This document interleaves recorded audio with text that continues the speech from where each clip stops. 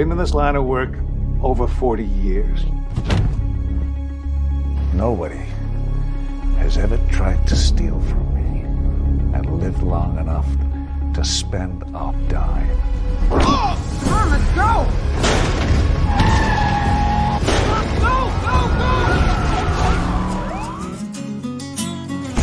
Do we just go collect our cut and that's it, or are we getting another job?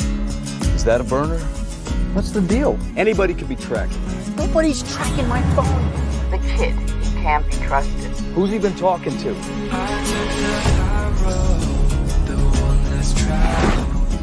The count was missing 25 grand. Hey! Go somewhere! You won't make it through the night. Man, you gotta be thinking about your next move. Is this where you belong? Or are you unpredictable? I thought I made it clear. Nobody steals from me and gets to live.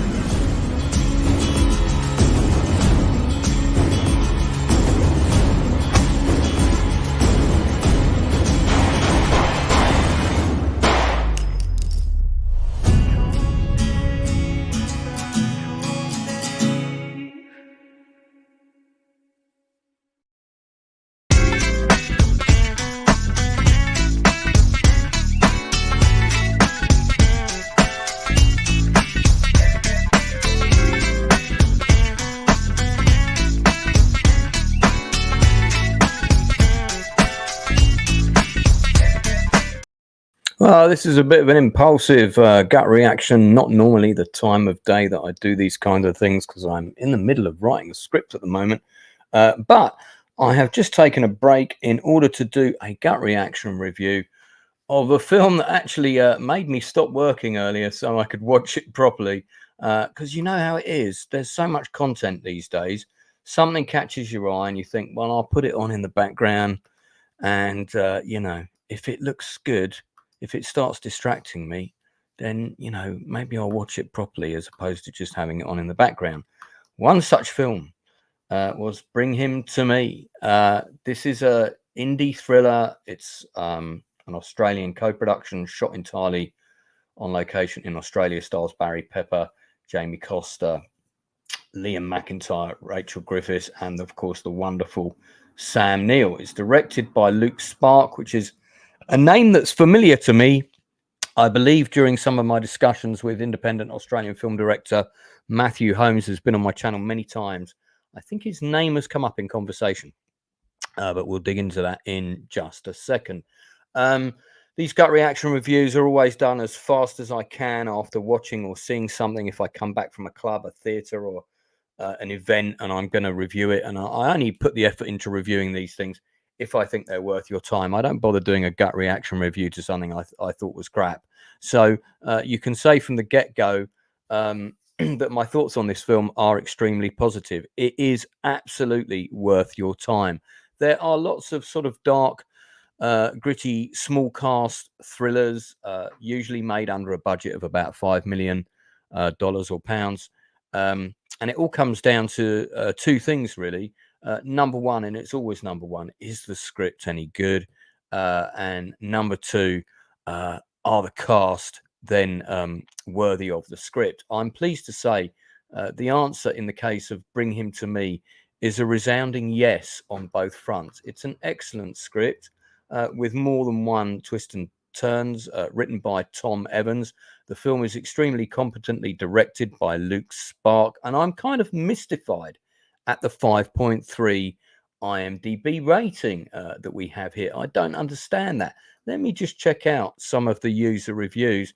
Can't make up its mind what it wants to be. No, I disagree. There's some pretty...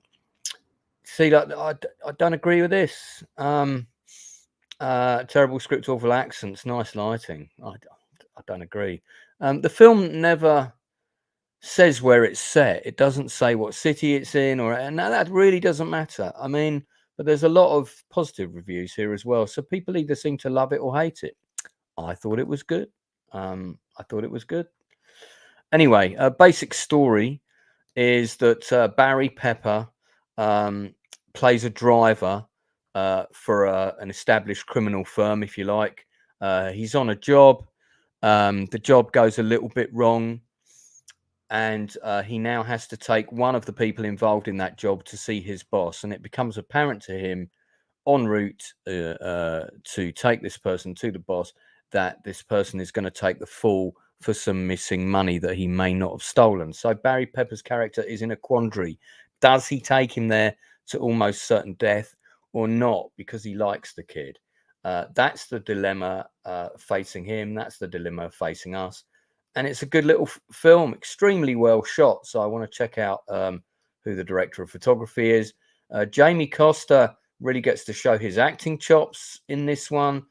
Barry Pepper, who most people will remember had his career launched on Saving Private Ryan, is extremely good in this. Really, really good role for him, perfectly suited. You've got Sam Neill kind of almost in a guest cameo, really, but perfectly fine. And then a number of other kind of hoodlum types. I also have to give full props to Rachel Griffiths, playing a role that you wouldn't normally think to cast Rachel Griffiths in, as a kind of gangster queen, effectively, and a pretty vicious one at that. But I thought she was incredibly effective in the role. I'm going to give this film a solid 8 out of 10. It gets a strong recommendation from me. I get why it might not be everyone's cup of tea, but I really liked it. I just want to check a couple of the other credits here, because I'd like to see who the DOP was on this movie. Cinematographer is Ross W. Clarkson, does a particularly good job on this movie. What else has he done? Let's see. He's got 45 cinematographer credits and quite a lot of camera operating credits before that. So clearly a guy who's earned his spurs, if you like. So he's DOP on quite a few productions. I've not heard of Mr. Mayfair before, but it seems like it's had quite a lot of sequels. Let me just see what else we got here. Okay, he's done one of the Sniper series. I've only seen the first 2 of those. Shark in Venice. Okay. We've just had Shark in Paris. Not a film I can recommend. I mean, it's fun nonsense. Okay, so he's got a lot of credits. That's why the film looks good. Yeah, I thought the film looked really good. Let's have a look. I just want to see what else the director and the writer have done before we wrap up on this. Gut reaction review videos are always really short. Definitely really loved Jamie Costa in this film. I have seen him in a couple of other things, but he really got to sink his teeth here. I've seen the Beach Boys miniseries. I remember him in this. I have seen How It Should Have Ended, so I've probably seen him in that, but the Beach Boys thing. But here he really gets a role to sink his teeth into. He's particularly good as the second lead in this film. He's very convincing, and you've got a feel for him for the film to work. If you don't, doesn't like. I thought the script for this was really good. Tom Evans did a great job. He's a British screenwriter. Okay, very good. I'm going to try and get Tom and Luke on my channel. Looks like it's his first credit. Well, listen, mate, good job. Fantastic first feature film credit for you. You should be extremely proud of it. So Luke Sparke directed it, and he's known for something called Occupation Rainfall and Occupation. I've not heard of these, or at least I haven't seen them. So a relatively young director in terms of his career. For all I know, he could have been struggling like myself for 30 years. But let me just have a look at this. So I think this is the thing that me and Matt talked about. Small group of town residents have to band together after a devastating ground invasion. As they struggle to survive, they realise they must stay one step ahead of their attackers. Okay, and I'm guessing Occupation Rainfall in 2020 is a sequel to this. 2 years after the aliens land. Yeah, okay. Oh, you know what? I might check out both of those at some point. It's got Tamara Morrison in it, so Yeah, I might check those out at some point. People have not been generous with their ratings, but I always like to make up my own mind about these things.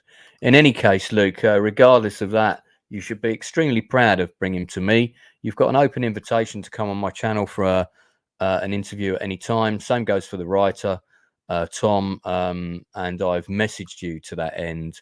I've tagged a whole load of people about this movie. I've also written to my good friend, the Critical Drinker, told him to watch it. Unlike me, he's got 2 million subscribers.